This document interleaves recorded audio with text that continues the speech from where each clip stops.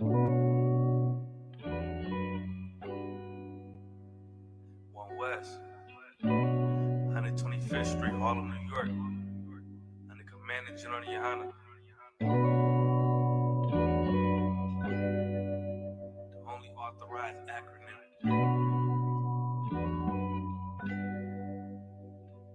Look, Christianity the home for white supremacists. The real Jews black. Jesus Christ was a nigga. We scholars in the scriptures. Fuck your false doctrine. I'm a gangster, I can't go to church, they false prophets. I face the east and pray towards the sun. Fuck your peace and I don't need your love. I'm gonna have slaves when the kingdom come. I see my adversaries teaming up, but they ain't ready for war. And if they is, we gon' bring it to them. Thumb through the pages, reading Obadiah. Look, white man the devil, he for sure a liar. Can't trust the snake, Jesus called them vipers. How you love everybody when we the ones dying? I'm bloodthirsty, pray my enemies drop dead. Don't do nothing God say, but won't forget us for they sins. Niggas hypocrites, I just want slaughter and revenge. A sword and a crown to give my kids. Home of the truth, you ain't in this house. I was lost in the world, but I get it now. I got niggas sitting down who ain't getting out. You ain't ready for a baby, but don't kill your child. Home of the truth, you ain't in this house. I was lost in the world, but I get it now. I got niggas sitting down who ain't getting out. You ain't ready for a baby, but don't kill your child. And I can never be a Muslim cause they worship rocks. If you don't serve the Most High, then you curse by God. Yahweh by Hashem, Yahweh Shah Barakatah. Kwam Yasha, Lashil the King, thou would die. I got wisdom from the prophets, I ain't without. I'm in the belly of the beast, trying to make it out. I know the truth, so I can't transgress the law. For a long time, was a rebel without a cause. I was called by the Lord. I feel like the poor man when a dog licked his swords. They ain't from my neighborhood, but I own all the stores. A church on every corner and my niggas still destroyed. We living in a time where your murder get recorded. Men of the Lord still prisoners of war. I got a Glock, but brotherhood the real weapon. You practice Kemet at my yacht, but it's still pagan. Home of the truth, you ain't in this house. I was lost in the world, but I get it now.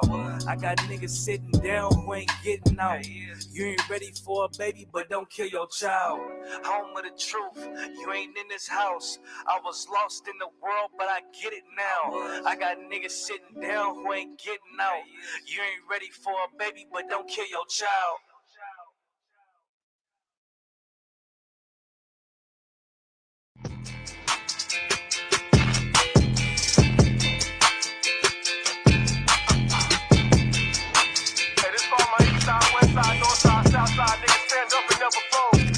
Niggas wavering, action what they wavering. Double up, pay the price and make them have to pay again. Answer the call, no blocking, no ball. You standing, you fall, so sick. What you don't get about this? You wait to take these niggas wavering. The numbers, they want no drama, they want no mama. These niggas wavering, that's on the summer, that's on the motherfuckers. These niggas wavering, they want no smoke, they want no motherfucking shit. These niggas wavering, bitch I'm the girl, bitch I'm the motherfucking girl. These niggas wavering. I'm just trying to make it in. I just wanna be one my life. You gotta take it in. Project numbers seen on the price, ain't got to break it in. Now you run the suckers, them C's light. Your paper thin, street lights on, take it in. Cause you ain't gonna make it in. These Memphis City having the sin. Niggas ain't caving in. Even if they paper spin, broken got no way for it. But I see you shaking in your motherfucking daisies. Been the motherfucking baker meant for dough. Just to rake it in, you know. Staying safe within the code. Got me straight again. Yo, I'm just making this for those. Let my nation is supposed. You can say what's fuck, no. Bitch, you wavering. These niggas wavering. The numbers, they want no drama. They want no mama.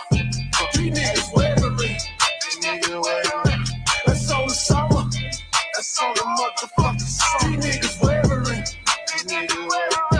They want no smoke. They want no motherfucking shit. These niggas wavering. Bitch, I'm the girl. Bitch, I'm the motherfucking girl. These niggas wavering. Action what they wavering. Double up, pay the price and make them have to pay again. can't answer the call. No blocker, no ball. You standing, you fall. So sit. What you don't get about this, you wait and take a pic. Loud, I'm not waiting there to see the end. Serve shots, I'm a waiter then. Popped up, popped it in. Since a little kid, I got man. Defense like a Esquire's left hand. Mama could be on her stand. Defense is, we getting money. I don't understand that death, your lawyer, man. No wavering, me no waver then. Me with flavor in. Born no stopping. Who's up? What's dropping? Niggas, what else about it? Your numbers, they want no drama. They want no mama. These niggas wavering. That's on the summer. That's on the motherfucking summer. These niggas wavering. They want no smoke. They want no motherfucking shit. These niggas wavering. Bitch, I'm the go. Bitch, I'm the motherfucking go. These niggas wavering. Drop, then they gotta roll. Then they're gonna roll. No wavering. Now you know. Promises, but they were all just lies. And he broke the promises, bringing tears to their eyes. And he made promises that he could never ever keep. Breaking his promises, leaving broken hearts to weep. White man is the motherfucking devil. They took me out the cooler. I hit them with the flame. Yo, I'm a big cooler. My niggas are the same since the last. Hey, shalom, shalom, shalom. What's going on? What's going on, Israel? Hey, shalom, Yahweh, Hashem, Yashar, Brakathum. Shalom, Yahweh, shalom, Yahweh, Shamar, Thumba, Hashem, Yashai, to you sisters out there. With the ISUPK coming out of 1 West 125th Street, Harlem, New York. Officer Apayat saying, hold on, class tonight. Tonight's class, we're going to go into the perfect soldier. I'm saying we're going to give you characteristics of a perfect soldier. First off, we're going to give you the definition of a perfect soldier, right? Then we're going to give you stories, I'm saying, of men in the Bible that carry those same characteristics and how for you to carry out your duties in the ISUPK, how to be the perfect soldier. Saying like the class is titled. So we got classes, once again, we got classes Tuesday through Friday. I'm saying from 7 p.m. Is that about the tip box? Salakia. It looks like I kind of booked. So okay. We got classes from Tuesday to Friday, 7 p.m. to 9 p.m. I'm saying, and we got classes on Saturday from classes on Saturday from 10 a.m. to noon. I'm saying the Sabbath service. So before we get started, let's get the definition of a soldier, right? Give me the definition of a soldier. Give me the white man's definition, like so. Definition of soldier: a person who serves in an army. A person who what? Who serves in an army. A person who serves in the army, right? So you have to be in an army, right, to serve. Go ahead. Similarity: fighter. A serviceman. A what? A serviceman. A what? A serviceman. So a soldier is a serviceman, right? Go ahead. Warrior. Go ahead. A trooper. A what? A trooper. A what? Trooper. A trooper. Right? What does that sound like to you? That sounds like the ISUPK. ISUPK is that army, right? And we have soldiers in this army. You know what I'm saying? And soldiers are given orders. What makes a perfect soldier? Look at Parak. Somebody that follows orders. Somebody that follows orders, right? Every man in the ISUPK. I'm saying this brother know this, right? Every one of us know this. What makes a perfect soldier is that's a man that follows orders. Is able to receive an order and carry out his order, right? And if you come into the ISUPK, you've made this decision that you want to be a soldier. Right there, one of the characteristics of a soldier is a trooper. In the ISUPK, one of our ranking is troopers, right? Do we not? Right? You got some more from me? Also, go ahead. Another similarity is persist, meaning continue firmly.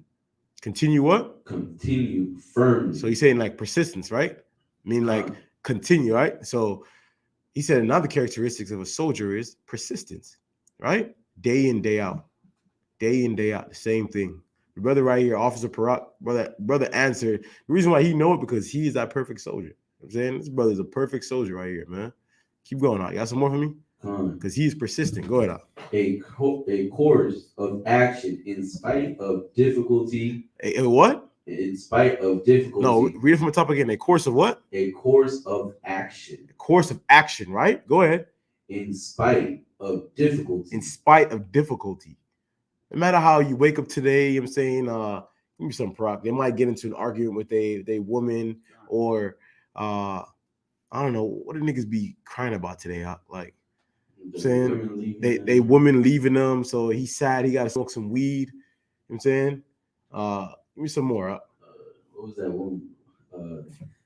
The other brother got a raise in. Nah. Chill out, chill. Salaki.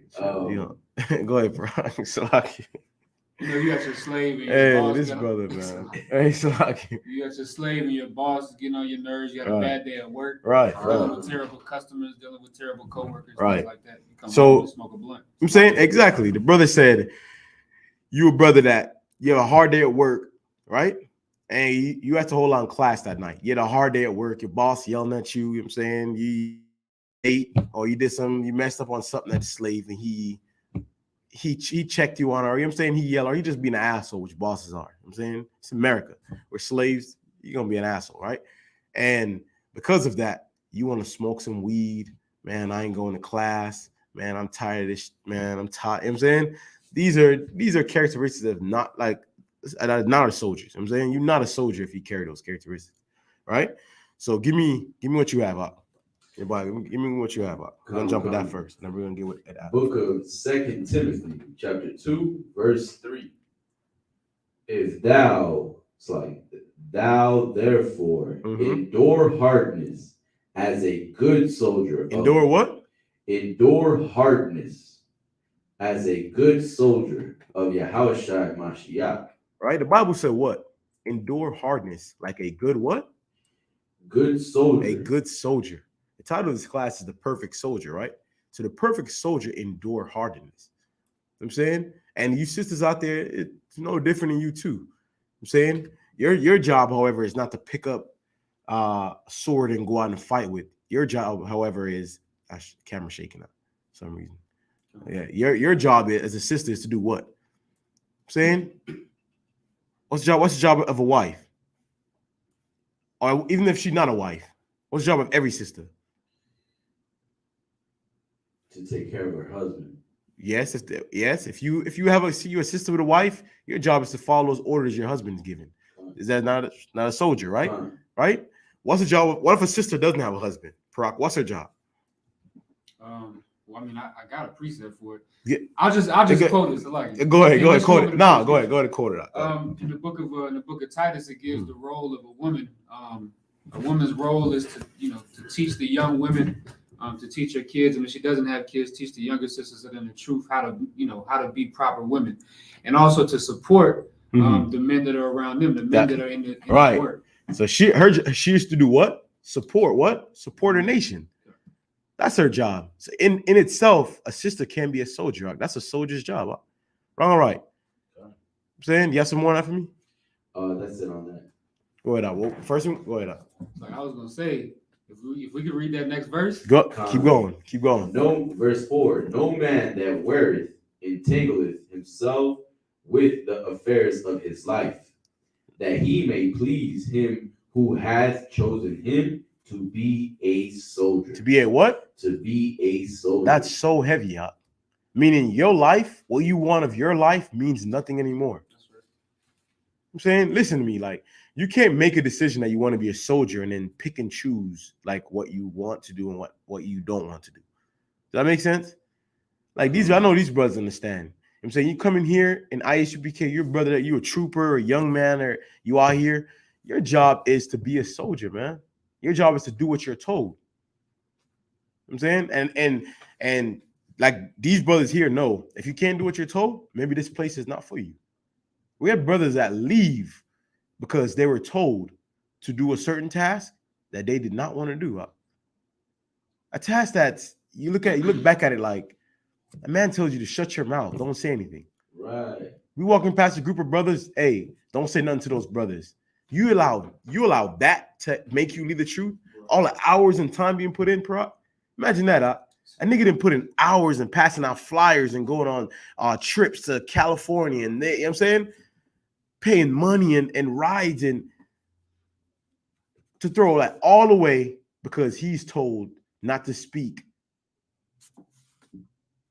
Imagine that. That is not a soldier out. And ISUPK have a way of weeding out the weak, right? ISUPK have a way of weeding out the weak. That's right. If you're not a soldier in here, trust me. Trust me. You know what I'm saying? The inevitable will happen. You'd eventually be pushed out of here. Right. Because ISUPK only breeds soldiers. And a soldier, one of the characteristics of a soldier, read it again. Endure hearts like thou therefore endure hardness as a good soldier of Yahushua Mashiach. Right. No man that worries entangleth himself with the affairs of his life. No man that worries, right? No man that pick up the umbrella of a soldier worry about his own life. Your life, when you come into ISUPK, your life as you know it is done. Why do we say that? Because you're not serving yourself anymore. You're not serving yourself anymore, right? Self-explain. You became a soldier. Now you serve a greater good, right? Keep going for me out. That he may please him who hath chosen him. That he may please him that chosen him, right? The Most High chose you to be in the ISUPK, to be here, right? So your job is to serve the Most High. I'm saying you no longer whoever your name was in the world. You come to ISUPK, your job is to serve the Most High now. That's right. I'm saying that's your job, to serve the Most High. So everything you do now is a servitude unto the Most High. It's to please the Most High. That's if you want to be an ISUPK and you call yourself a soldier, these are the characteristics that you're gonna have to carry to be here and to be a soldier. Keep going now. Come. Him, it's like that he may please him who has chosen him to be a soldier. He may choose him that please him, chose him to be a soldier. You got some more than that? That's it. That should be it. Okay. So what we're gonna do is I'm gonna show you. I'm gonna pull up a statistics for you right now. Right. The white man in his army, he has what's called a Medal of Honor, right? And when the white man give these Medal of Honors, he gives them to his most outstanding soldiers, right? You got to do something. You got to do something damn it out of this world to get a Medal of Honor, right? Let me show you how many Medal of Honor. How many people would you say have fought in the U.S. war? Like, let's say since. In fact, let me get the time when the Medal of Honor was created. Slovakia. Let me have it here in my notes.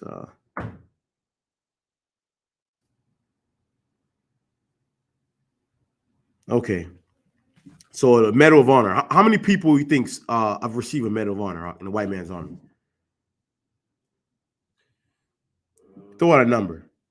Like 3 or slightly. Even better, let me ask you this. How many people you think since the 30s, how many warriors you said, or how many men have served in the U.S. Army since like the 30s? I would say probably close to 20 million. 20 million? How much you say out?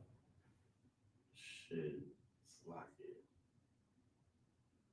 Meaning since the 30s, right? Since the 30s, since the 1900s, let's say that. 1900s to now, how many men would you say have served in the army? Shit, over a million. Over a million? Huh. These brothers are very fair. I'm saying this brother said over a million. Right now, how many people in the U.S. Army right now? I haven't even checked that. U.S. Army, let's say I have about 500 active members, 800,000, right? Let's say easily 800,000 active members, right? Meaning one on call. Let's say the one on call and active members about 800,000. I'm saying easily, or let's say a million, right? Let's say a million. With that million, right? Follow me. With that million, it's been 100 years. What's 100 times a million? 100 million. Easily, there's been 100 million people in the army since 1900. Easily. You brothers are very fair, you know what I'm saying? Especially in Matazai and all that was out. 100 million, right? Now, in 100 million, this is how much people have earned the Medal of Honor. With easily 100 million is very fair, even, right? 1.4 million, meaning one out of every what?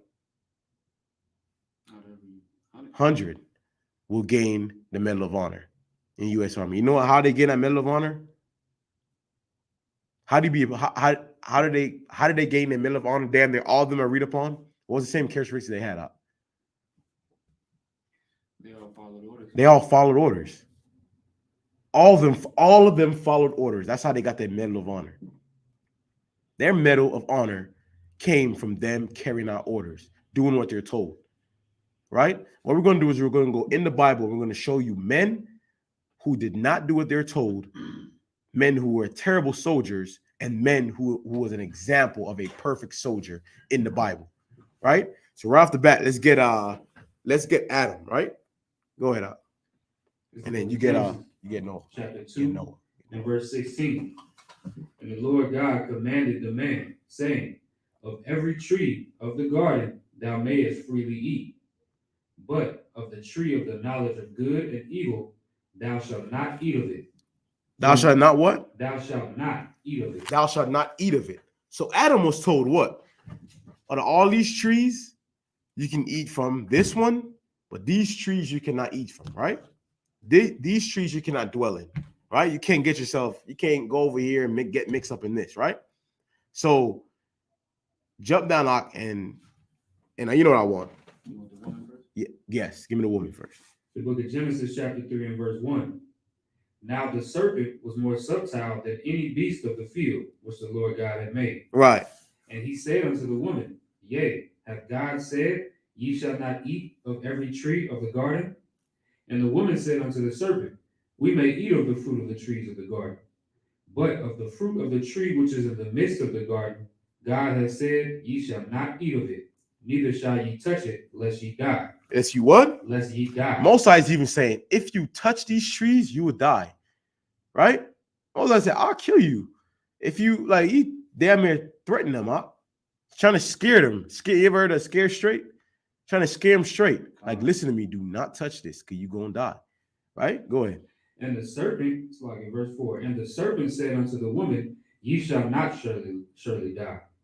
For God doth know that in the day ye eat thereof, then your eyes shall be open, and ye shall be as gods, knowing good and evil. So what the serpent did was he played on Eve's, the term, not Eve, right? From here. He played on Eve's lust for what? For power. For power. We all know Eve lusts for power, right? She wanted power. Just like any other devil that come to our sisters and say, what? Nah, girl, you can't, don't be under this man. He trying to hold you down. Don't listen to him. What he's saying is wrong. I'm saying back in the 80s, they tell the sisters not to have their husbands in the house that would give them government assistance. Sure enough, they listened to him, right? They didn't have their husbands in the house and they gained the government assistance. What do they lose? They lose that family structure. They lose their husbands, right? And all of them, damn near, many of them sisters will sign up for that. I can't say all because there's a lot of sisters that will stand firm up. You know what I'm saying? But many of them sisters signed up for that. And what that did was it affected our community. Look at our people today, right? So this is something that the devil's been doing to our sisters for hundreds of years, thousands of years, damn near. So keep going up. Knowing good and evil. Verse 6. And when the woman saw that the tree was good for food, right, and that it was pleasant to the eyes, and a tree to be desired to make one wise, she took of the fruit thereof and did eat, and gave also unto her husband with her. She gave what?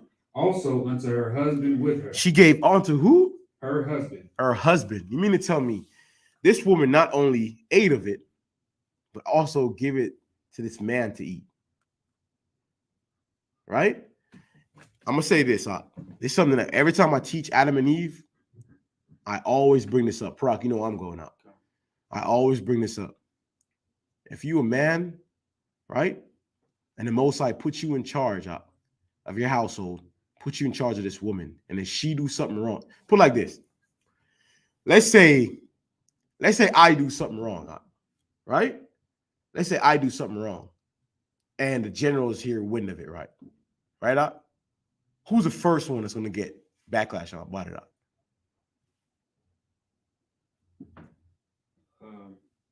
Probably Officer Lahab. Officer Lahab, right? Or Cap first and Officer Lahab, right? Why? Because of the rank structure. Right, because these men are Captain Gadalahar and Officer Lahab. These men are in charge of me, right? These men are to make sure what? These men are to make sure I stay in order. Adam was in charge of this woman. I don't care what a lot of brothers, man, you women are this and you women, man, stop being a slocky. Stop being a bitch, man. Stop being a bitch, man. You take responsibility. You did that. The minute Eve ate that, what should Adam have done, Matazar? Slocky. What was that? The minute Eve ate of that fruit, what should that brother have done? Should have checked it. He should have checked the hell out of Eve, The right thing to do was checking her, I'm saying, I'd rather you check her to a point where the Most High to say, well, goddamn, relax. You know what I'm saying? I ain't for beating no bitch. You know what I'm saying? But it's better you do that, Then this brother allowed this woman and show you how much he did not love her. I don't care what you say. That is not love. If you love somebody, you don't allow them to do something that's detrimental to themselves, because Adam didn't check Eve. Eve today, sister today carry that same characteristics, and they suffer today for Adam's wrongdoing. I'm gonna put that on her, Adam's wrongdoing, Adam should have checked the hell out of that woman. He was not being a perfect soldier. That's right. Adam was a disloyal. Or go ahead, No, so like he was a disloyal and a dishonorable soldier. This brother was absolutely dishonorable. He allowed this woman, who the Most High gave to him. Most High gave him this woman. He allowed her to pull him away from the man that gave him life. Right. Go ahead, So like I was just gonna say, it's so heavy what you're saying, because we don't never see the Most High speaking directly to Eve and telling her these things. Tell me, right? The Most High spoke to Adam, right? What we just read in the second chapter. The Most High spoke to Adam and gave him this commandment, and so that means that when he gave his rib that commandment, because she obviously knew, right? She told the serpent what the Most High said, so right? She obviously knew. He told her, right? But he just, he wasn't the type of man. The brother says so excellent. He never, the Bible never told us about the Most High speaking with Eve, right? Never told us about the Most High speaking with Eve, but he spoke with Adam. Eve knew the law because she said it to the serpent. We can't eat of this. So Adam told the sister, I'm saying, what to and what not to do. So she knew what not to do. She fell, yes, absolutely. I'm saying, but that was a test for him. If he would have checked the hell out of her, imagine that. We probably wouldn't be in the situation right now. If he'd have checked the hell out of her, we wouldn't be here. And a lot of these sisters would be better off for it. Because a lot of these sisters need checking up. Sometimes, women out there, they truly will love you more if you check them up. If you keep her in order and you check her up, remind her of her daddy that she never had. A lot of them. I'm saying, a lot of women find that to be fascinating. This brother refused to do that. Allow this woman to fall and show himself to be the first dishonorable soldier of many.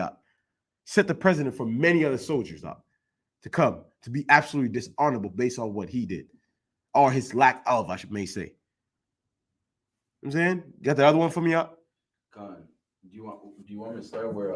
Give me Noah. You know what I'm saying, give me Noah. Right, we're going to show you in the Bible, right? The Shalakia. Hey, give me some water out. Yeah, give me some water. We're going to show you in the Bible of how we'll show you a characteristics that of a soldier that was dishonorable in Adam. Now we're going to show you honorable soldier, right? Yeah, I say rip the tag off too.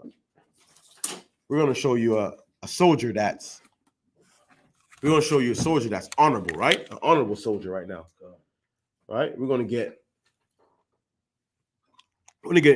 Noah. Lucky. Whoever got it. We're going to get Noah, right? You know what I want. We're going to get Noah and show you how you had one that was dishonorable. I'm going to show you an honorable soldier now. Remember what we say. A soldier is what? What's the number one thing with a soldier, Parag? Follows orders, right? Adam did not follow order because Adam went against the Most High and ate of that fruit. Now we're going to show you a brother that followed orders and did what he was told, right? And Noah. Go ahead, whenever you have it. Book of Genesis, chapter 6. Verse 5. Book of Genesis, chapter 6, verse 5. And God saw that the wickedness of man was great in the earth, and that every imagination of the thoughts of his hearts was only evil continually. Right. Verse 8. But Noah found grace in the eyes of the Lord. Well, who? But Noah found grace in the eyes of the Lord. Noah find grace in the eyes of the Most High, right? Come. Con, sis. I'm saying they say you don't need a man, right? A lot of these sisters say you don't need a man, which is I don't want to get back to that. Like, it's so dishonorable because in itself, sisters are soldiers. I'm saying not soldiers in the sense I pick up a sword, like I said before, and run out there and fight. But sisters are essential to a nation. Women are absolutely neutral. I'm saying so important to a nation. I'm saying, and I can't. In fact, we're gonna get Esther. We're definitely gonna slide Esther in there because that's an excellent. We're definitely gonna get Esther. I'm saying, in fact, so we're gonna hold that. We're gonna come back to that one. We're gonna get a sister, excellent sister. I'm saying, just on the sister's point of women not needing a man, and show you how that's a righteous sister do. I'm saying, need a man. Go ahead, out. Verse 13.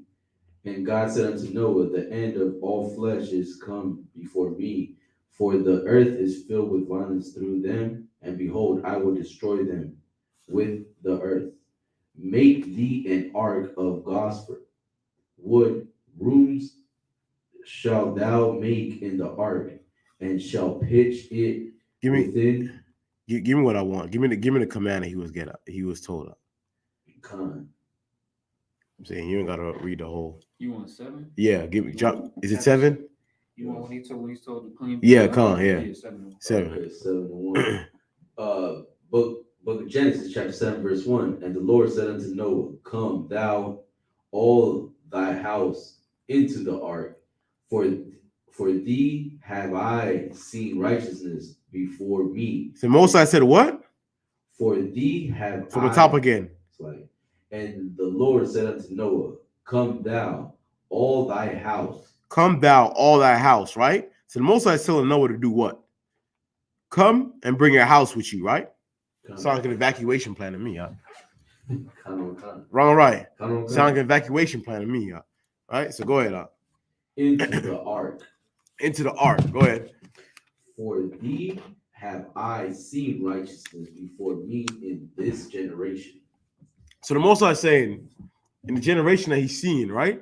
He found righteousness in Noah, right? We all know Noah built the ark. Noah was told to build the ark, and Noah built the ark, right? What made Noah an excellent soldier? What made him an excellent soldier? We're going to repeat it the whole class. Go ahead, up. He followed orders. Now imagine the Most High coming today, right? And telling the average nigga, like, hey, I need you to build me an ark. I'm saying, I need you to spend all your money, give your house up. I'm saying, whatever you need to do. Lock your wood. I'm saying, whatever you need to do to build me this ark. What's the average nigga gonna do today, They're gonna question. They gonna question it. I'm saying they're gonna question, but if you a soldier, go ahead out. A soldier cannot question it out. Go ahead. Like I think the sister has a question. I think she might be talking about something earlier. I think her feed is delayed. But the sister had a question. She said, "Shalom, I have a question. If the husband don't know how to correct his rib, should he go to counsel?" Absolutely. Who asked that? It's the sister Veronica Veronica. Khan.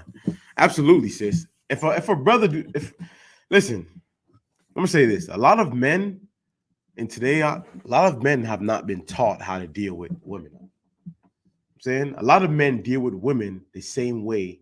I'm saying seeing their mother grow up being in a single parent household, they see where their mother would deal with other women. What do I mean when I say that? They see the way their mother react when she get upset, she lash out. It's the reason why in the black and Hispanic community, we have so much murders today. A lot of emotional brothers and sisters walking around here, man. Emotional brothers. Just for me to tell me you kill a man for stepping on your shoes. One of the wisest thing I think I ever heard a brother said, he's from the streets. He said, truthfully, the reason why there's so much killing out in the streets, he says, because niggas don't know how to talk to each other.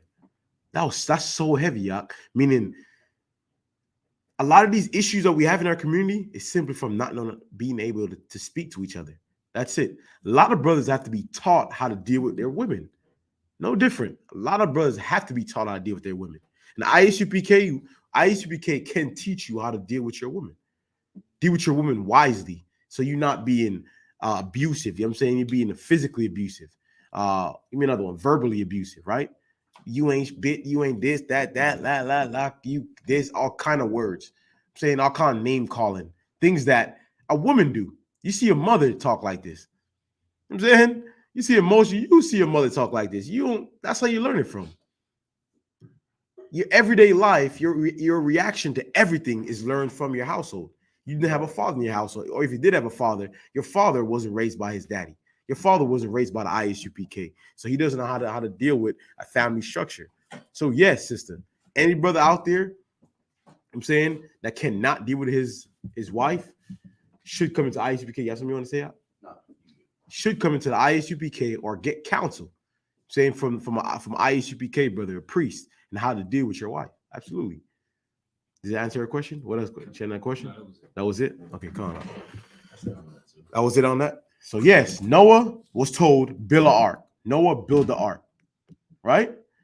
Noah was a perfect soldier because he did what he was told. Right? Give me the story of Abraham. Give me that prop. Story of Abraham, right?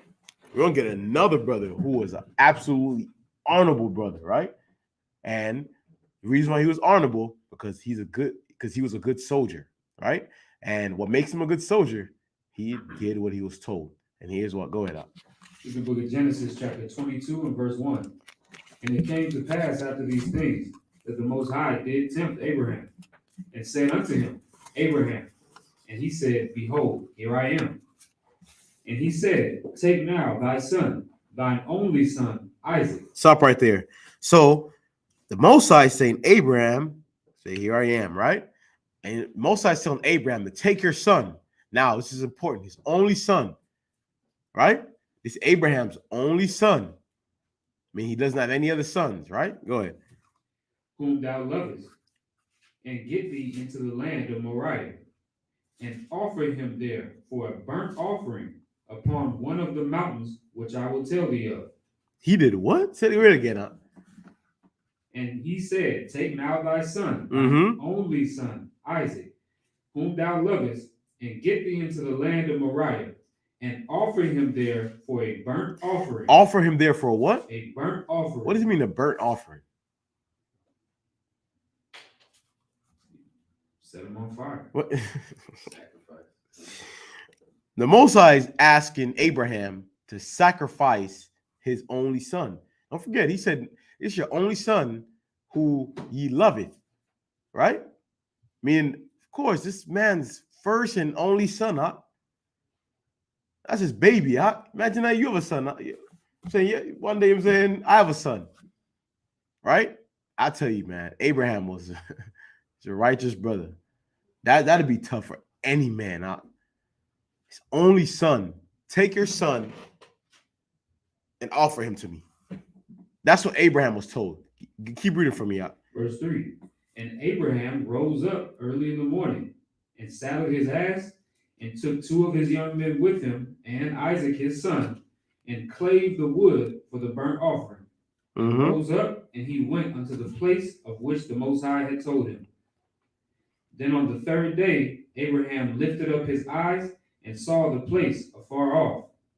And Abraham said unto his young men, Abide ye here with the ass, and I and the lad will go yonder and worship and come again unto you. So Abraham with his men, right? And he said, post up right here. Me and the young lad, right? Him and his son was going to go off on their own, right? So they're going off on their own. We'll be right back with you. Go ahead. Verse 6. And Abraham took the wood of the burnt offering and laid it upon Isaac his son. He did what? Laid it upon Isaac his son. So he laid that wood upon his son, right? Go ahead. And he took the fire in his hand and the knife, and they went both of them together. And Isaac spake unto Abraham his father, and said, My father. And he said, Here am I, my son. And he said, Behold, the fire and the wood, but where's the lamb? Stop right there. Offering? Stop right there. Oh my God. Salakia. So just imagine that, right? So he has his son, and him and his son go off, right? And he's about to sacrifice his son, his little baby. His only son say to him, My Lord, sir, Adawan, right? Adawan is, right? And he said to him, Where's the burnt offering? You know what I'm saying? Right, Prop? He's saying, what we offering? Yeah, we got the wood, but where's the offering? Like, where's the meat? Keep going up. Verse 8. And Abraham said, My son, God will provide himself a lamb for a burnt offering. So they went, both of them together. And they came to the place which the Most High had told him of. And Abraham built an altar there, and laid the wood in order, and bound Isaac his son. He did what? Bound Isaac his son. What does that mean? He bound him. He say it again, huh? He tied him up. He tied him up. Right? He bound Isaac his son. Tied his son up. Keep going for me, And bound Isaac his son, and laid him on the altar upon the wood. And Abraham stretched forth his hand, and took the knife to slay his son. Stop right there.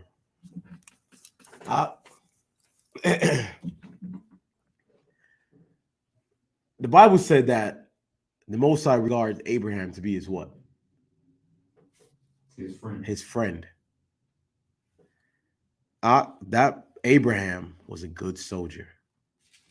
Abraham was a good soldier. You don't find any gooder than that out other than Christ himself. I'm saying Abraham was an excellent soldier out. You notice what do you notice about Abraham's story? The first time he was told to do what he had to do. They said the next morning he rised up and took his son and his men and set out to do his task.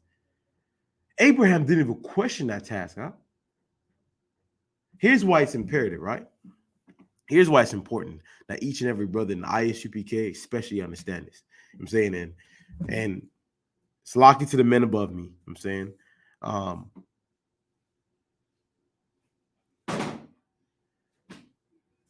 we have brothers out in the world, right? We always at one time out in the world, and we was given tasks to do, and we questioned those tasks. And the reason why we question those tasks is because why? Because we can. In the ISUPK, you don't get to question orders. I'm saying in ISUPK, you don't get to question orders. You can be anywhere else you want to be. You don't have to be here, however. But if you're going to be here, you have to keep orders. Some might say, but some might look at ISUPK and say, well, those are God giving them those orders. Those are God giving Abraham those orders. It wasn't a man. What do we say to that?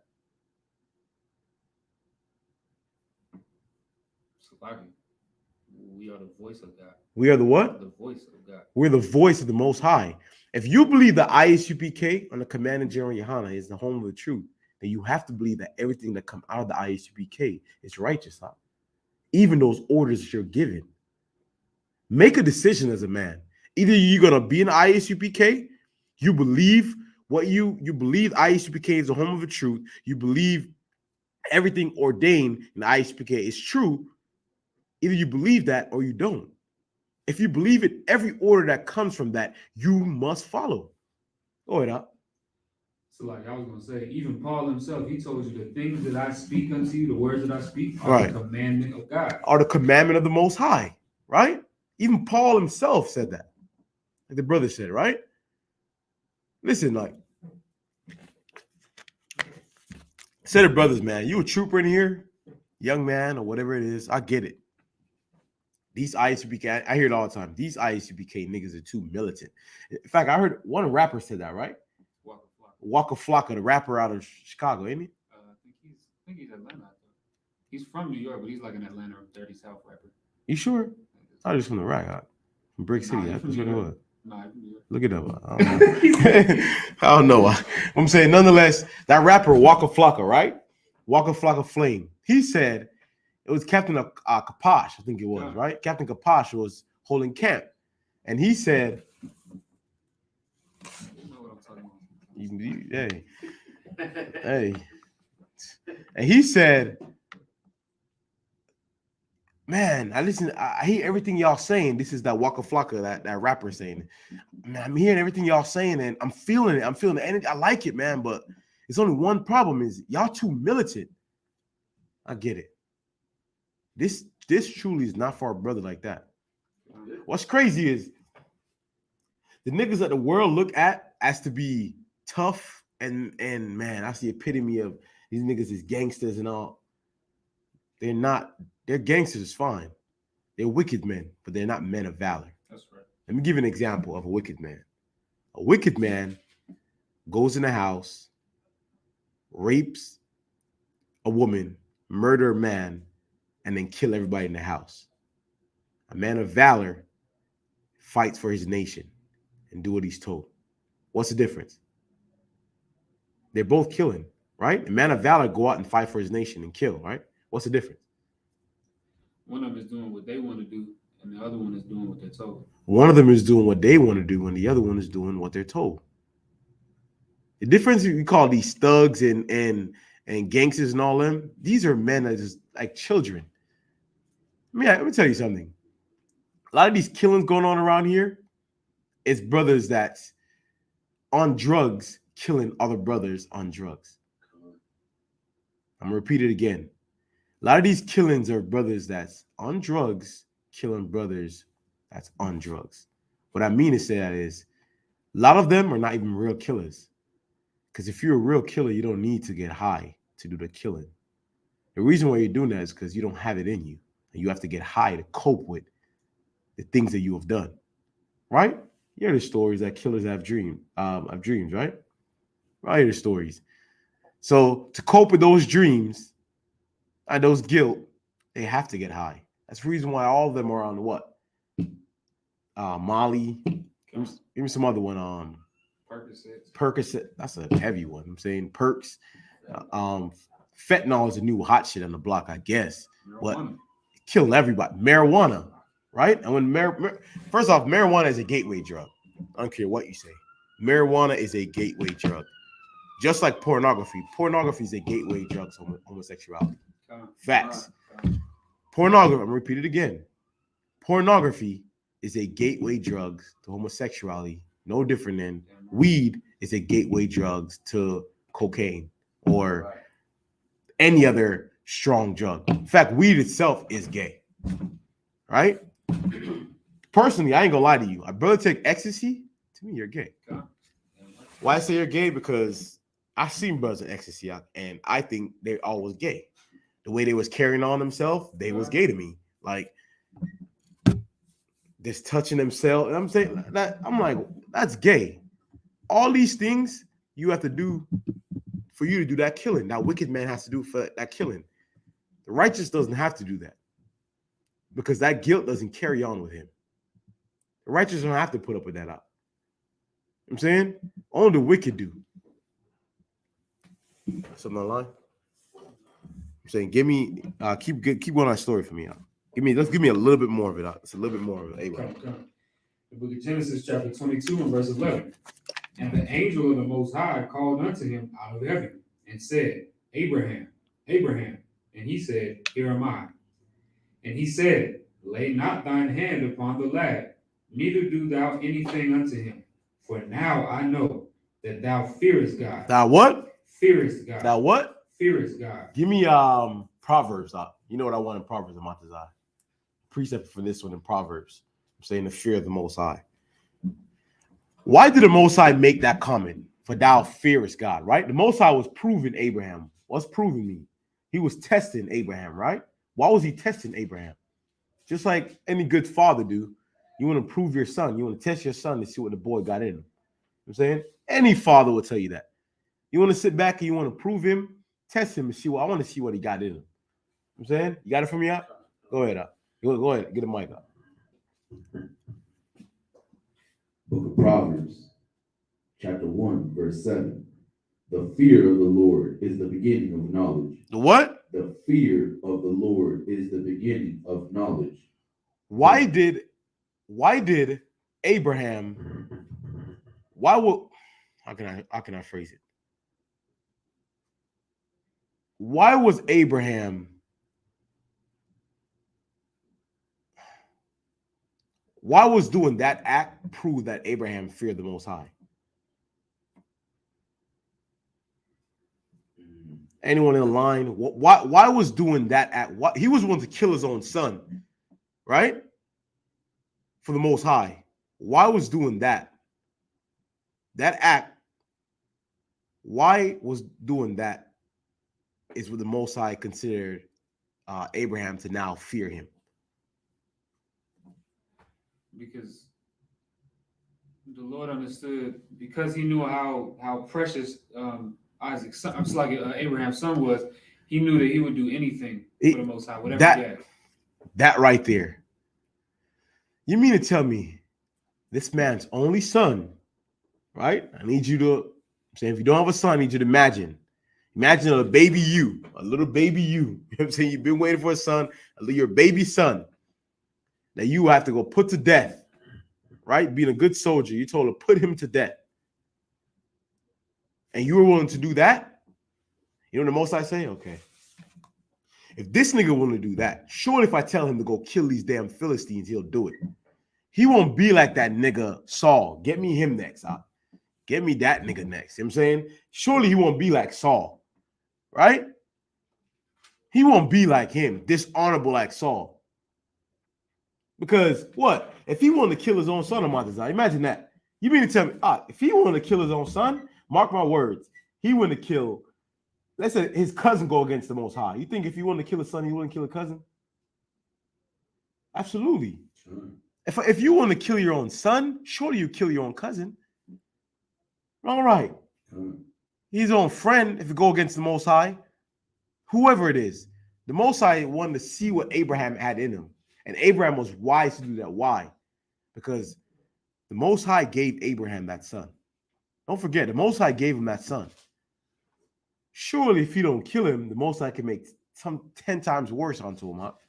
That Adam lacked. Something who? That Adam lacked. Something that Adam lacked. Excellent. You know what I'm saying? That's about a priest. He said something that Adam lacked. Adam did not have that in him, huh? Adam was so weak. Adam didn't even, you know, had his, his woman wasn't even going to be put to death, huh? All you have to do is check her out. But the fear of checking his woman, which a lot of brothers have, a lot of brothers fear their woman up. Because that fear of their woman come from the fear that their own daddy had with their mother. A lot of people don't like, a lot of brothers up. I'm coming to you up. A lot of brothers, that fear they had for their woman is seeing the fear that people around them have for their mother, or the fear they have for their mother, or if they had a father, the fear their father had for their mother. Go ahead, up. And it's what Satan was, teaching Eve, that power. Right. You got power over that man. You had power over that man. Saying, and Eve, I'll put her to the side. We're gonna touch a little bit because we're gonna go to Esther. You know what I'm saying, we had time, we're gonna go to Esther. You know what I'm saying, but that woman should have been checked. Eve should have been, he should have checked the hell out of Eve for the sake of the nation, for the sake of brotherhood, for the sake of Abel, his son, who was to come. I'm saying, whenever you have it for me, I'm saying we're gonna get Saul now. So now what we did was, just to recap real quick. So what we're doing is tonight's class. So okay, tonight's class is the perfect soldier, right? And give it characteristics of the perfect soldier, what it means to be a soldier, right? Soldiers' job is to follow orders. That's the number one job of a soldier, is to follow orders. We just went over Adam, right? Adam was dishonorable. He was not a good soldier. So we show you what not to be. You were not to be like Adam. Check your woman if she's wrong. I'm saying that when I say check her, it don't means you want to check her righteously. I'm saying you want to be beating that woman upside the head in your house. That's not the way you check your woman out. Believe me. If you're a priest, I'm saying, and you got it by the ISUPK, you can get a woman to bend to your will without even touching her. I'm saying, without even touching her. That's part of we have here in the ISUPK. So we went over Adam, show you how dishonorable he was. We went to Noah and show you how honorable Noah was. Noah was told to build an ark. Noah built that ark, and he was told to gather his house into the ark, and he did everything that he was told. Right? He did everything that he was told. And the Most High found favor in Noah. Right? We just went to Abraham. I show you how there was you can't, other than Christ, you can't, man, that brother, he was willing to kill his own son. His own son for the sake of what the Most High wanted, right? To keep orders, to be a soldier. Now we're going to go, he was honorable. Now we're going to show you another dishonorable brother. That's King Saul. Go ahead, give me Saul. The book of 1 Samuel, chapter 14. I'm sorry, chapter 15 and verse 1. Samuel also said unto Saul, the Lord sent me to anoint thee to be king over this people, over Israel. Now therefore hearken thou unto the voice of the words of the Lord. Thus saith the Lord of hosts, I remember that which Amalek did to Israel, how he laid wait for him in the way when he came up from Egypt. Now go and smite Amalek and utterly destroy all that they have. Stop right there. So this is King Saul, right? King Saul is given an order to go and smite Amalek. The Amalekites. Did I pronounce that right? Amalekites, right?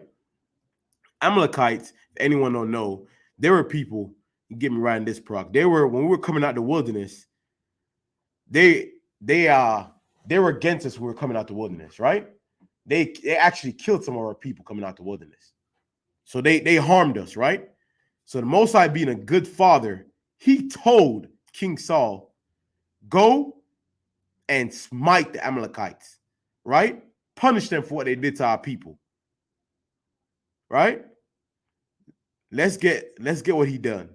Go ahead, out. So you want to keep it on this verse right here? Yeah, let's get what he did. Okay. But slay both man and woman. Slay who? Both man and woman. He was told to slay the men and the women of the Amalekites, right? For what they did to our people coming out of the wilderness. Go ahead. Infant and suckling. And what? Infant and suckling. Infant and suckling. What is a suckling? Huh? That's a baby. Like a suckling is a baby that you just came out the womb, sucking on that breast, right? Even an infant child, you kill. Don't forget, this is what he was told. Keep going for me out. Ox and sheep. Ox and sheep, even the animals, right? Go ahead. Camel and ass. Damn, even the camels? Damn, most like when you talk about vengeance, people don't understand. When we talk about vengeance, man, ain't no one can do it like the Most High. The Most High, Most High come through and kill everything, even the animals he killing. Right? Keep going. Verse 7. And Saul smote the Amalekites from Havilah until thou comest to Shur, that is over against Egypt. And he took Agag, the king of the Amalekites, alive. He took what? Agag, the king of the Amalekites, alive. He took Agag. That brother went to the door or what? Yeah. Someone at the door? He wants to do Hey, you good, Yeah. Okay, all right. So he took Agag, right? The king of the Amalekites. And he did what? Took Agag, the king of the Amalekites, Mhm. alive. He took him alive. Was that his order? Right? King Saul, who because he's a king, he fell under, what's the word I'm looking for? He fell under the judgment that many kings that fell under up. When they become king, what's the number one thing they become up? Very prideful up, right? A king, he think high and mighty. You ever heard this, the saying, easy sits the king on the throne? He was sitting too easy up. He forgot his place, that you're only a king in the flesh, meaning you have a heavenly king. You're only a king for them to see. King should have been an example. King Saul was supposed to be an example for the nation of Israel, right? How we're supposed to be. He's supposed to enforce the Most High's laws. Most High told him to go in amongst the Amalekites and kill everything walking. Women, children, men, and the animals. He was told to kill. He took the king of that people, the one who gave the orders to kill our people in that wilderness. He took that king, right? A captive. Keep going. Verse 9. But Saul and the people spared Agag and the best of the sheep. They did what? Spared Agag and the best of the sheep. He spared Agag, the king, and the best of the sheep. Did that sound like a soldier to you up? That should not sound like a soldier to anybody. Once again, if you call yourself a soldier, soldiers do what they're told. Here's what I'm starting to understand now. A lot of brothers are soldiers in their mouth up. The way they talk. They talk real nice about being a soldier. Right? I'm a soldier. I just do what I'm saying. Let's do what I'm told. And a lot of brothers have that. Actions speak up. Actions. Soldiers do what they're told. You're told, hey, up. You got to be in class up. The hell you? Right? What's your question, up? Then don't call yourself a soldier. You are not a soldier then. You are not a soldier. Take that tag of a soldier off of you because you're not a soldier then. Right? Give me another one. A brother that told what? Be a camp. I need you at camp every week. And you don't show up to camp for whatever reason, you're not a soldier. Stop calling yourself a soldier. You're not a soldier. Just call yourself, you know what? I'm a brother that's physically, my body's in the UPK. Man, I'm physically in the UPK. Right? I'm physically here. But your mind is not. Right? Your honor is not. A soldier do what they're told. A soldier follow orders, man. Or don't call yourself a soldier. That's it. Simple. Keep going for me out. Come. And of the oxen, and of the fatlings, and the lambs, and all that was good, and would not utterly destroy them. This brother is a selfish brother. Why do I say he's selfish? Why is he selfish? Who can bring me home? Why is King Saul selfish? Why doing that is selfish. Don't forget, let's bring it home. I'm going to say it again. The reason why he was told to go kill all the Amalekites, right? In fact, if you're a true soldier, you don't need a reason. You don't need a reason. Even those Edomites in a white man's army, when they're told to go and bomb a village over there in Viet Cong back in that Vietnam War, or they're told to go bomb them Arabs or kill a whole village of Arab men and women and children, they don't question the order they get. Why? Why they don't question that order, Matazah? Because they're soldiers. Because they're soldiers. A soldiers do what he's told. Don't forget. Think this way. It's easy to be a perfect soldier. Just do what you're told. This class is very simple, Parag. All right. This class is very simple. To be a soldier, you do what you're told. Right? Your job is to come here. I'm just going to do what I'm told. I'm told to do this. This is what I'm doing. King Saul, however, what made him unbrotherly? Go ahead. What made him unbrotherly? Well, Salaki, the sister got an answer. Go ahead. What she say? The sister said he wasn't thinking about his nation. Who said that? The sister Mapar, yeah. That sister. Oh, yeah, very impressed by that sister. He was not thinking of his nation. You mean to tell me that they're responsible for killing thousands of our people, right, Parak? Thousands of Israelites they kill. Thousands of Israelites they kill, Amatazah. And he chose to spare this man who gave the order. This man, his family, and his fat of that land. He chose to spare them, Amatazah. So you mean to tell me that? And first off, why did he spare him? Who can tell me why he spared him? Okay, let somebody online answer. See if that sister can answer. Why did he spare him? You give her a second. Why did he choose to spare that king, Agag?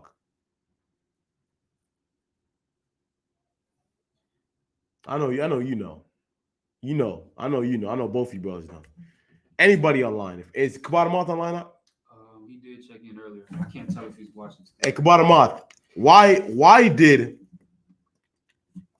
is he on Facebook? We got a couple brothers on Facebook, right? Let me see. He checked in on YouTube. On YouTube? Yeah. Kabadamoth, you out there? Why did? That's okay. Gone. Okay. Why did King Saul spared Agag? Anybody? Go ahead. Sister Masara, she said power. Yes. That wasn't where I'm looking for, but the sister is right. Why does that have to do with power up? Because he He had riches, right? Riches, and riches is power. So the sister's right. I'm saying sister's right. I was really looking for riches, but the sister's right nonetheless. He did it for power, right? He knew that Agag held wealth and power, influence, right? So he wanted to save him. You mean to tell me that all the thousands of our people that died, it was worth that? You joining hand with the ops, You sparing the ops for that, He switched. He decided to with another nation, a heathen, because the Philistines are what? The East Indians, right? If I'm not mistaken, or the Africans. East Africans, right?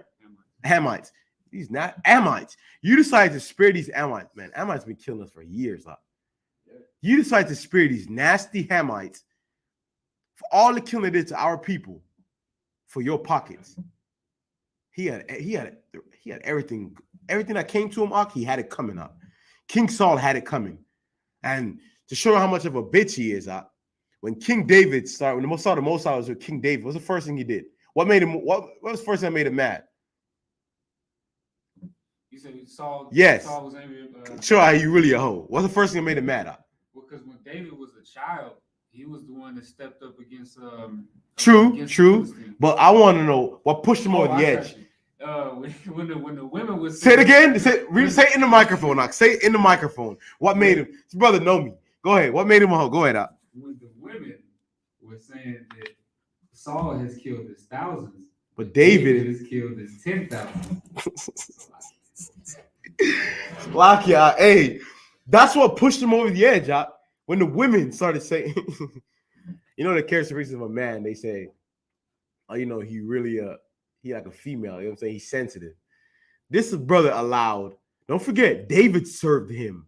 Wrong, right? Get me right on this. David served him honorably. David did everything King Saul said to do. David was a soldier. David won the battle with that nasty Hamite Goliath, right? Goliath. I'm saying, and slew Goliath for him.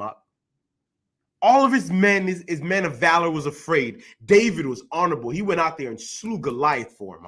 So much so he took off his garment and offered that to David to go into battle with. David was like, nah, I'm not. When I do my killing, I don't do my killing with that. David was so gangster, I don't do my killing with that, son. Like I'm saying, you keep that. That's for the. You a sucker. Keep that for you. You need all that gear to protect you. David went in there. Am I lying? Am I, Brock, give me am I saying too much? Give me right out. If I'm saying too much, let me know. I feel like it was a sucker. He's a sucker. What's worse than you, a Benjamin too. King Saul a Benjamin, ain't he? Yeah, he Benjamin. Hey, we all came. I mean, hey, you know what I'm saying? Salakia, he really, he Salakia, man, Salakia. You know what I'm saying, but all jokes aside, yes, go ahead. All jokes aside, he is a dishonorable brother. How do you spare these Africans for the thousands of our people that they killed? You know those people that died, imagine that. They had sons, they had daughters, they had mothers and fathers. They had a family, the family that mourned them in the village. Our people mourned the people that died. He decided to spare them. I'm surprised the nation didn't break out in a war then. The nation was together at one time, right? During King Saul, the whole nation was together. This man decided to spare a nation of people that destroyed us, tried to destroy us,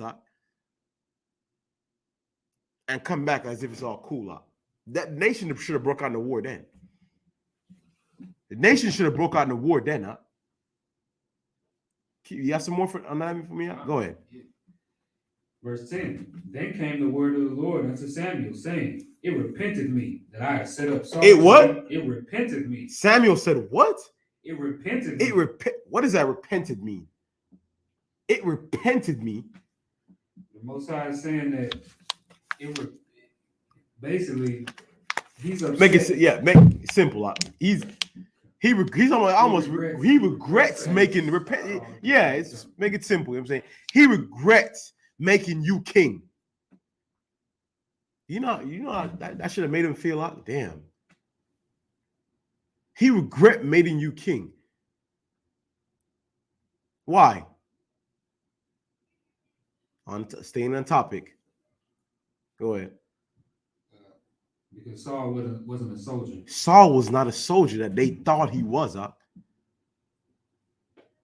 Saul was not the soldier that they thought he was. If you read his story, Saul was, at one time, he was a decent brother. Saul was a decent brother one time, just like many other kings, right? You could read about another brother that went off after him, Solomon, King Solomon, the same thing. Start off, the brother was a decent brother. King Solomon was a decent brother. How did King Solomon fail? His lust of women. Lust of women, just like many other brothers, And now you see why the Most High say, if it was not for the word of the Most High, that a woman would be the most powerful thing on the face of the earth. Here's what a lot of women don't understand is the power you actually hold that you don't know you hold. You ever heard like women out in the world say, I need to, man, I can't make it sound Christian enough. Salakia. I'm trying to think of the most Christian way to say it. Like I have to tap into my entity, my entity power, my power of entity, or some shit like that. I'm saying I can't think of it. You saying tap into? They need tap feminine energy. That's the word. I need to tap into my feminine energy. What those sisters really mean is like, Salakia. That sounds. You know, that's like the Grand Rising. When a sister, I kid you not, I had a sister text me Grand Rising. When she said that, I just didn't respond because I could not. It was so disgusting to me. What are you talking about? And I'm not gonna spare. I ain't gotta tussle with you. You know what I'm saying I'll not text you. I ain't gotta. You know what I'm saying? I'm the type of man. I ain't finna argue with you. Like, you know what I'm saying, I ain't finna go back and forth with you. You text me Grand Rising. You know, you playing around. You know, I like something like that. All right, you must not want to deal with me then. I was wrong. You know what I'm saying, like, but sisters that say that that's what they really mean is that feminine energy and power. What they really mean is that same power that the Most High was speaking about if it was not for the word of the Most High. Because the power that a lot of these sisters truly don't know, that women hold, that they truly don't know. They imagine a righteous woman, a righteous sister, Esther, right? Give me Esther now. Matazai, give me Esther. You hold that for me. Go ahead. I was gonna say it's just like one more verse on Go you. ahead. If you want to get it, it's If it, no, I'm gonna have him get it. You feel like you get it. I'm saying on this account right here. I'm gonna have you finish it. Okay, I'm gonna have you. Come on, come killer. I'm gonna have you It's a lot, finish it, it's a killer. lot. Yeah, I got you. Hey, Parag, hey, that's why I said I'm gonna have him get it. I was gonna have him read it. In fact, have him get it because he want to get it. You get it, but read it. Finish that for me first. Go ahead. 1 Samuel 15 and 11. Go on. In the middle. For he is turned back from following me and had not performed my commandments. He have not performed my commandments because he is not a good soldier. Right? His commandments was to go and seek revenge for your people. Let me ask you this out. You don't think, and brothers and sisters out there, you don't think many of our people was hurt at that time out? You don't think they remember their loved ones that died? We all have people that died. You'll never forget that. Now imagine this. Imagine those Africans when we were at our lowest, right? We're at our lowest being here in America. They went on a raid and they killed thousands of our people like the white man is doing today. Now imagine we had a chance to seek vengeance and they wanted to spare Kunta Kinte. He was African, right? Hey, one of them, you know what I'm saying? Kunta Kinte. They wanted to spare Donald Trump. You know what I'm saying? Or they wanted to spare what's that? What's his name? Dylan Roof. He another one. I'm saying they wanted to spare the one that Trail of Tears, Jefferson. Andrew Jackson, Slovakia. Andrew Jackson, the Trail of Tears. Imagine that. You had a chance to now, Andrew Jackson is born as a little baby again. You know what I'm saying? A little suckling baby again. You had a chance to seek vengeance on him. I don't know how you feel. You know what I'm saying? He a little baby or not. One day that little baby's going to become a grown man. He going to kill my kid. So if that means, I'm saying the most I tell Saul to take that baby and kill that baby, you should have took that baby, put him upside down in that water and let him go. I'm saying it need be. That was righteous. You know what I'm saying? That was absolutely right. Go ahead, up. That was absolutely righteous. Like I was just gonna say too, like especially with Saul with Amalek, because Amalek is the fake people that call themselves Jews today. Mm-hmm. Like the fact that he didn't exterminate all of them is the reason why they still are stealing our identity right now today. Like if Saul would have took all of them out, we wouldn't. You're right. Amalekites are not Africans. Amalekites are Edomites. Yeah, they're the grandchildren of the Edomites. Yes, of Esau. Salaki, yes. He was talking about Philistine. That's my fault. Yeah, Philistine. That's what we got it mistaken. Yeah. Philistines are Africans, but Amalekites, right? Who he was told to kill, right? Amalekites are white people. Imagine that. Imagine if we'd have got a revenge and he'd have gone to exterminate their ass, which he was told. Imagine that nigga did the same thing that Adam did. Imagine that. Imagine if he'd have gone to exterminate them, how easier our life would have been today. Imagine that. King Saul is a sucker. He's an absolute sucker. Go ahead, say what you want to say. Go ahead. No, actually what you're saying, it talks about Esther is talking about it too. Esther talking about it? Yeah, 2 Esther 6 and 48 says, "Oh thou Adam." Get up. Have the brother reading the microphone up. You get. It says 2 Esther chapter 7 verse 48. "O thou Adam, what hast thou done? For though it was thou that sinned, thou art not fallen alone, but we all that come of thee. For what profit?" He said, Adam, what have you done? It's like, Adam, damn, son, look what you did.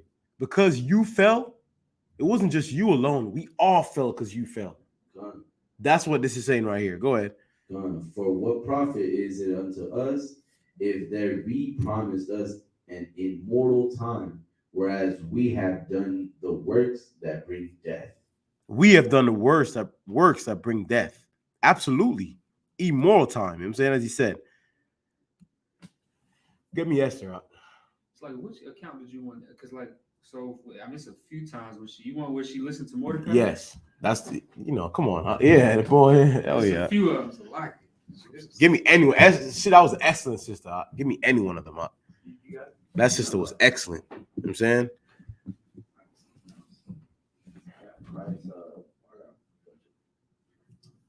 Yeah. Give me the one on Christ too. That's where I'm coming out to Esther. So I'm saying, depending on time's sake, we might get the the brother and his 7 sons. In fact, give me one on Christ right now. Go ahead.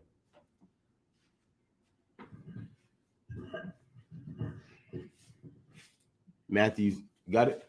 You want Matthew 5? I'll take any one of them out. I'm saying we're gonna, once again, this class is all about being an excellent soldier, right? And what is a soldier? First off, a soldier is someone that follow orders, right? And we went in the Bible and we're going over brothers that priests that kept orders and the ones that completely was dishonorable, did not keep their orders. We just got finished with King Saul, who was dishonorable. I'm saying dishonorable. He was told to get rid of those Amalekites, right? Those people who's been a thorn in our side since the beginning of time. He came out the womb, they've been a thorn in our side. He was told to get rid of them. Because he didn't listen and get rid of them, now we got a problem with them today. You see how what you do affect a whole nation? You know what I'm saying? He is such a sucker. Imagine all of our people that died by the hands of the white man. That's on King Saul. All right. That's on King. Man, sometime I wish if David would have got the order out. I'm saying David was righteous, brother. I'm saying David was right. David, we gotta tell you, killing David did out. David got ordered out. He been happy to kill them out. Real shit. David is such a real one. He been happy to kill them out. I'm saying he'd have been happy to kill them. I'm saying because they had it coming. They had it coming. I got it. Get it? Go ahead out. This book of Matthew, chapter 10. Give me in fact, let me get Esther. Let me get Esther. He said you got Esther. Slakia, I'm about to say. No, you good. The book of Esther, chapter 4, and verse 10. Again, Esther spake unto Hatak and gave him commandment unto Mordecai. All the king's servants and the people of the king's provinces do know that whosoever, whether man or woman, shall come unto the king into the inner court, who is not called, there is one law of his to put him to death. Except such to whom the king shall hold out the golden scepter. So he was told what? Any man that comes in the king's hall is to be what? To be put him to death. Put him to death. Right? Go ahead. Except to whom the king shall hold out the golden scepter, that he may live. But I have not been called to come unto the king these 30 days. Who's saying this? This is Esther, right? Esther is saying, I have not been called to do this. So surely I'm going to be put to death. Right? Go ahead. And they told to Mordecai Esther's words. Then Mordecai commanded to answer Esther, think not with thyself that thou shalt escape in the king's house more than all the Jews. For if thou altogether holdest thy peace at this time, then shall their enlargement and deliverance arise to the Jews from another place. But thou and thy father's house shall be destroyed. And who knoweth whether thou art come to the kingdom for such a time as this? So he's telling her that, listen, I know what the king says, right? But you cannot stand down from doing this because why? Why is he saying that? Because it's at the detriment of your own people. All right. You know what I'm saying? At the detriment of your own people, meaning what? If she didn't go in there and counsel with the king, what would happen? Her and her families, everybody gonna be put to death. You know what I'm saying? Everybody's gonna be put to death. They're telling Esther, listen, which is, I'm telling you what, the bravery of his sister, right? Imagine that. Being a woman, right? And you told, listen, he killing niggas for coming in here, right? And they're telling her, listen, you gotta go in there. It's not just you, your whole nation is dependent on this. You go in there, right? Keep going up. Then Esther bade them return Mordecai this answer. Go, gather together all the Jews that are present in Shushan, and fast ye for me, and neither eat nor drink 3 days, night or day. I also and my maidens will fast likewise, and so will I go in unto the king, which is not according to the law. And if I perish, I perish. She said what? And if I perish, I perish. If I die, I die. Once again, we have brothers that left the ISUPK because they were told not to talk. Right? Given an order, when you walk past here, don't talk to these brothers. They left the school for that. You mean to tell me I can't talk to my brothers? But they're my brothers too, you know what I mean? I'm a grown man. I can't talk. What's that, my line? And this woman, a woman, Parak, a woman is told, listen, you have to do this task, even at the detriment of your own life. Meaning you possibly could be put to death. He possibly could kill you. But you have to do it for the sake of your nation. You have to try. Because if you don't do it, we all die. I want to talk about a sacrifice, huh? Being a woman. Don't forget, this is a woman. Not a man. This is a woman. Right? This is Esther. Go ahead, up. Give me out to the cream of crowd. Give me a little bit more out. Come on. So Mordecai went his way and did all according to that Esther had commanded him. It's like chapter 5 and verse 1.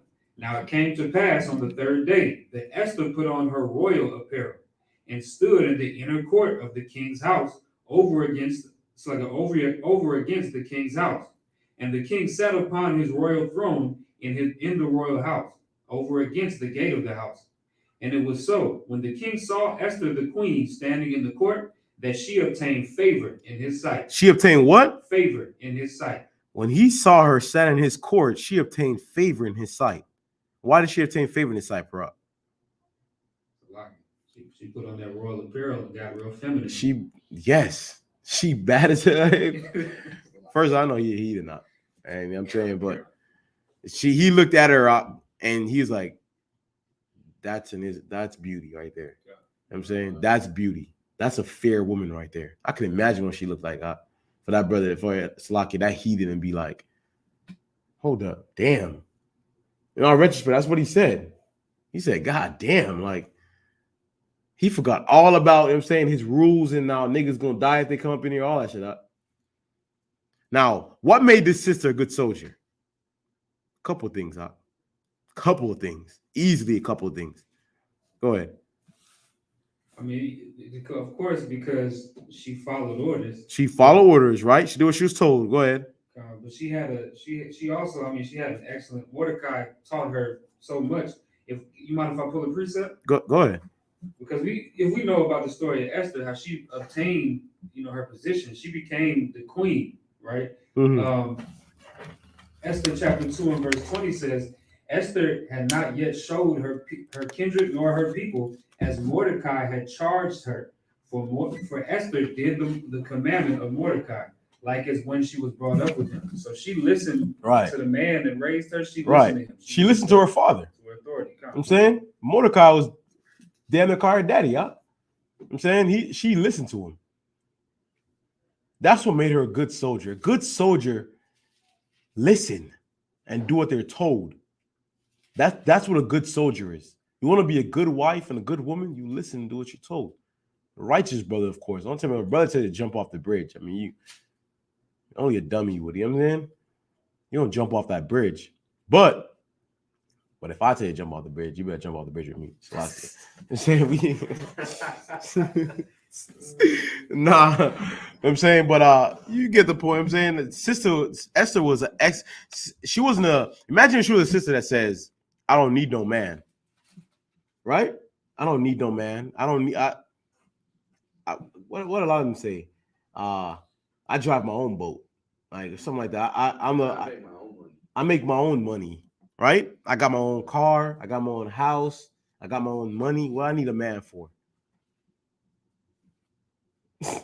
Yeah, so they all end up in the church. All of them end up in the church. A long time ago, someone said this to me. You know where all the hoes at on Sunday? In church. Coming to the truth, I understand what they meant now. I understand what they meant, Parag. I understand because when they finish dancing on Saturday, they make that 10 o'clock service up. Some of them, if they miss that, they make the 2 o'clock service. Because I'm here in church, we're running for like 4 hours, Slovakia. Oh, all day. Black church? Man, I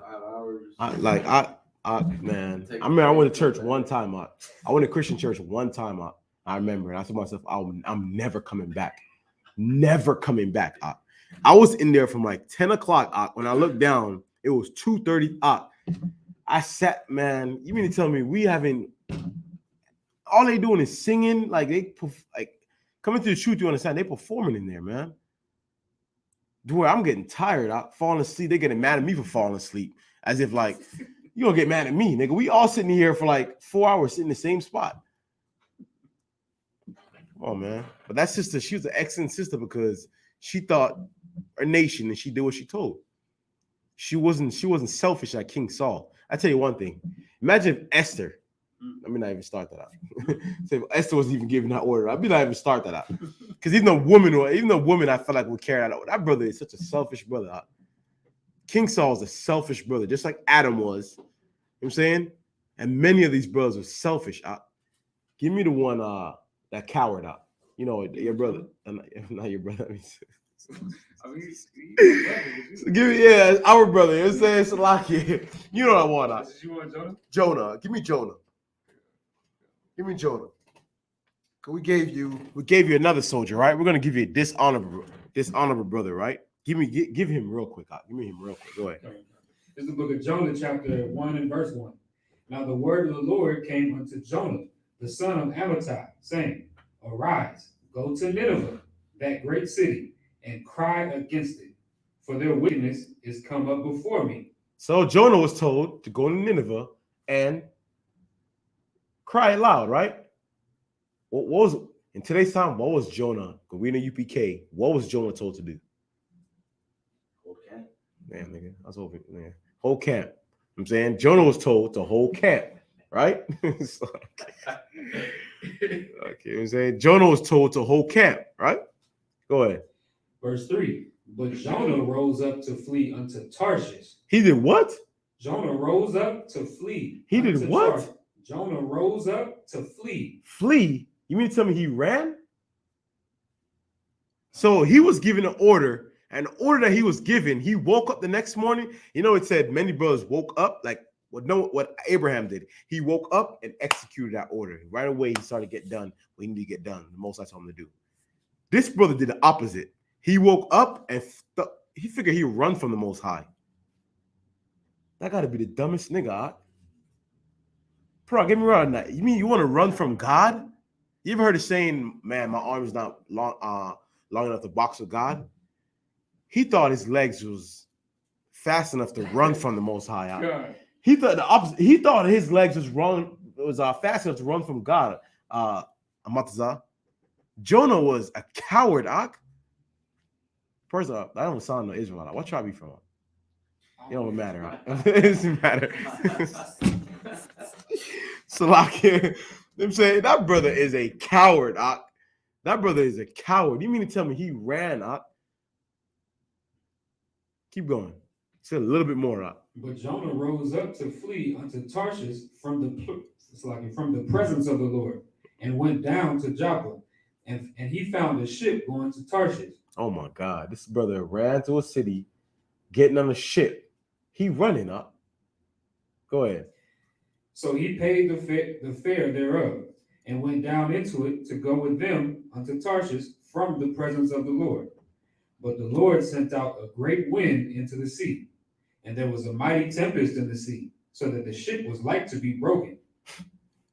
So you can stop on that out. So he tried to run from the Most High. I'm saying flee in a boat. The Most High is like, what? You don't go. It's better you stay on land. I'm saying he went on a boat, well, water. Did he not heard the story of Noah and the ark? How the water was lifted up? Like he thought he can run. You mean to tell me you plan on like doing what? Swimming away from the Most High? This brother was foolish, like an absolutely dishonorable and not a soldier, because he did not do what he was told. Our soldiers do what they're told. Very simple. Soldiers do what they're told. Go ahead. It's just to prove you in the ISUPK, you get told, you're holding camp. Mm-hmm. You instead of getting on the boat, you gonna drive away from the camp. Yeah, we're holding camp tomorrow. I need you to be at camp. Oh man. Man, I'm taking my girl out tonight. I'm taking my girl out. He ran. He ran. Right. In fact, you know what? I gotta go to Tucson. He took off. Nigga he tried to run from God. That brother is dishonorable. That's another dishonorable brother. Go ahead. Well, did you want some more? Did you want more on this, or you gonna move on to the next one? Yeah, I'm assuming you want to go ahead. I know you really you. I know you said Barack really love this brother. See what I'm saying? Go ahead. Go ahead. Yeah. And home one for me in Christ. We're gonna get that done for you. I know you. I know it's almost time to lock it. No, sir. But this right here is so heavy, right? This story of Jonah is so heavy, and it just shows you how much of us how much he was not a soldier, because it took the Most High to swallow this brother up into a great fish and live in the belly of hell for 3 days and 3 nights. Then Jonah is like, okay, I'll do whatever you say now. I never want to go through that again. So he goes in chapter 3, and he goes and he tells Nineveh, he carried out the order that the Most High told him to do, which is to go and prophesy against Nineveh. But at the end of chapter 3, the Most High decides he's not going to destroy Nineveh because the brothers and sisters in Nineveh repented. That's a good thing, right? All right, so look. So then Jonah chapter 4, verse 1 says, but it displeased Jonah exceedingly, and he was very angry. Meaning he cared more about, I don't know what's up with this. He cared more about being right than saving his brothers and sisters' lives. Right. Because he preached that the Most High was going to destroy Nineveh. Exactly. Why was he so afraid to go to Nineveh? Anybody could tell me why Jonah was afraid to go to Nineveh? Kabbalah Martha online up? Say Kabbalah Martha. I haven't seen him respond. He might not be on the move. I was just gonna add. You know what that sound like? Yeah, is your troopers online? No. Okay, come on. Officer Hobbs said shalom. Hey, shalom, sir. Shalom, sir. Why was he afraid? Why was he so afraid to go to Nineveh? Because of how the people will receive it. What does he mean? What do you mean by how the people receive it? I don't know what's up with that. The same way that the people receive the truth. Right? Why would a brother be afraid to hold camp in Brooklyn? Oh, go ahead. Because it's the hood. Why are we afraid to hold camp in Chicago? You know what I'm saying? He afraid to hold camp in Nineveh because Nineveh is dangerous. And he's scared to hold camp in Nineveh because he afraid that on that block in Nineveh, they will put him to death. No different than a nigga afraid to go to camp because, man, I can't go to camp on the south side. They're going to shoot me on the south side. Right? Niggas going, you know what I'm saying? Go ahead. If I could, but it's more so, it's like, you know, he was more so, he was like what you would call, like what you would see today, you know what I'm saying? Like the 3/5, you know what I'm saying? He was Khan. He was one of those 3/5 of Israel is going to be put to death. Slakia, 2/3 of Israel are going to be put to death. You know what I'm saying? The 2/3. Man, I can't wait till y'all 2/3 die. Right. And when the 2/3 don't die, they get upset. That's what it'd be. Not that I'm saying the 2/3 not gonna be put to death. That's not what I'm saying. I'm giving the example that a lot of those fake Israelite groups, they can't wait till our people get put to death. Their job is to go out there and wake up the people. They get mad because the people rejected that. Instead of them sharpening their tools, right? And instead of them having the wisdom to say, you know what? They rejected Christ. So sure they're gonna reject me, right? And Christ came and he was healing the sick. Get me right, this Matazai. He was healing the sick. He was raising the dead. He was feeding the poor, and they still killed him. When he did all the miracles, they still killed him. So of course it's gonna be, who am I? They ain't gonna listen to me. You know what I'm saying, but nonetheless, I'm gonna do what I'm told. Instead of them looking at it like that, they look at it like, nah, man, I want them to die. They're unbrotherly, just like Jonah. The same spirit Jonah carried. Go ahead, I know you want to say something. I was just gonna say, something. Go ahead, Parak. You have something to say? No, I was just gonna say, brothers like that, they're the soldier of our oppressor. They're not the soldier of the Most High. Come on. Because they would rather see their brothers and sisters be put to death, you understand, than for their brothers and sisters to be saved, like Paul said. My heart's desire that Israel should be saved. Right. 10th chapter. Right. And the way the Most High looks at it, like the last verse in the book of Jonah, it says, "And should not I spare Nineveh, that great city, wherein are more than 60,000 persons that cannot discern between their right hand and their left hand?" Like, no, right. I'm saying it Nineveh was no different than Baltimore. Nineveh is no different than Philadelphia, man. I'm saying, go ahead. I was just going to say that Nineveh was the capital of Assyria during the Assyrian captivity. Right. So it's just like a Washington, D.C. No different. I'm saying the hood. I'm saying no different than the hood, where a lot of our people dwell at. A lot of our people are poor. I'm saying a lot of our people, a lot of killers in the city, a lot of wicked men in that same city. And in their wickedness, they don't want you to come and tell them and stop like serving dope. I'm saying selling crack. They stop smoking weed, stop buying whores. They don't want to hear that. So he was afraid that they would put him to death for doing that. No different. A lot of niggas see us out in the streets, like, man, how do y'all do that? Y'all down in Hollywood Boulevard? I'm saying we're also how would them be going? Y'all in Hollywood Boulevard telling the cops that, you know what I'm saying, that white man is a devil that the Bible speaks of? What? In a time where police are killing niggas by, I don't know, like by a dozen a week, if not more. That's what he was afraid of. He was a coward. Just like today, a lot of them brothers are cowards. It's no different. Give me Christ. For time's sake, that was it, right? Yeah, give me Christ, Ox. Lock it. I got a few. Christ was told, you know what I'm saying? Gonna be put to death. Okay, so Matthew 44.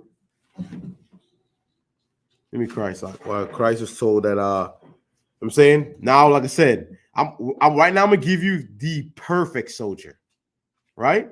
This class is titled "The Perfect Soldier." I'm gonna give you the perfect soldier. A lot of those brothers were honorable. I'm gonna give you the perfect soldier right now, right? And what made him the perfect soldier? Once again, the same characteristics that Christ had is the characteristics that many of these brothers had. What made Christ different is the task that he had to carry out, right? That he had to do. Give me that up. You got it? Go ahead, bro. It's the book of Matthew, chapter 26, and verse 42. He went away again the second time and prayed, saying, "O my Father, if this cup may pass not away from me, except I drink it, thy will be done." That's what he's looking for. Slack, read it again now. Slack from the top. Book of Matthew, chapter 26, and verse 42. Go ahead. He went away again the second time and prayed, saying, "O my Father, if this cup may not pass away from me, except I drink it, thy will be done." That will be done, right? What is Christ saying here? Get some precept, get some so we all know Christ is told that he had to die, right? Christ is told that he's gonna be put to death. I want you to imagine that. He knows he's gonna die. Yeah, he has 12 disciples. He's letting them know, listen, I'm gonna be put to death. They know he's gonna be put to death, right? And he's gonna be put to death in the worst way. In the worst way. Now, did Christ want to die? No, Christ didn't want to die. I'm saying, no, who want to die? Christ did not want to die, man. Christ was like you. Do you want to die? You don't want to die. I'm saying, it's like they look at us in ISUPK and look at the miracles of, man, like I said, once again, they say we go out there and you speak against the so-called white man. There's so many cops around and knowing that white people, cops are killing niggas left and right, and you go out there and speak against the police, you speak against those drug dealers in the corner. You do all of that. I'm saying you do all that knowing you can die. Go ahead. Right, just being against white people alone. Just being against a white man alone in his kingdom. Right. I'm saying in the capital, Washington D.C. You all in camp in Washington D.C. Go ahead. Up. No, I was gonna say if I read up a little bit, this is like a little bit of a better precept. Yeah, go ahead. Up. Go ahead. Matthew chapter 26 and verse 39. And he went a little further and fell on his face and prayed, saying, "O my Father, if it be possible, let this cup pass from me. Nevertheless, not as I will, but as thou wilt." That's what I was waiting for. But as what? Not as I will, but as thou wilt. Not as I will, but as what? As thou wilt. As thou will. I mean, whatever you want, sir. Listen, sir, I don't want to do this. All right? I don't want to do this, but I'm saying, nonetheless, if this is your will, I will do it. That is a soldier. You want the perfect soldiers? Once again, a soldier is do what they told. What makes him the perfect soldier? His task. He died for a whole nation in the worst way.